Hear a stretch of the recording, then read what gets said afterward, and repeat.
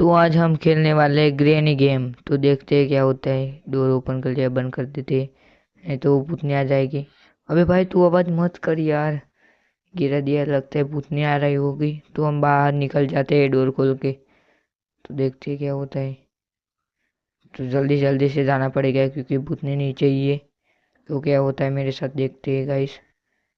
तो ये खोल देते हैं, चाय मिल जाए शायद। तो देखते हैं क्या होता है मेरे साथ। तो यहाँ पर एक खाली कमरा है, उसमें छुप जाते हैं, नहीं तो वो भूतनी मेरे को मार देगी। तो क्या होता है देखते हैं मेरे साथ। यहाँ पर देख लेते हैं कुछ है या नहीं। तो आगे का टास्क क्या होना चाहिए गाइस, जल्दी से कमेंट कर देना। तो बाहर निकल जाते हैं यहाँ से और डोर बंद कर देते हैं। शायद भूतनी आ चुकी है मेरे पास। तो हम नीचे चले जाते हैं वो डोर बंद करके। यहाँ रही भूतनी, शायद मेरे पास ही आ रही है वो भूतनी। तो देखते हैं क्या होता है। यहाँ पर मैं छुप जाता हूँ। तो देखो मेरे पास क्या होता है। तो भूतनी पीछे पीछे आ रही है मेरे।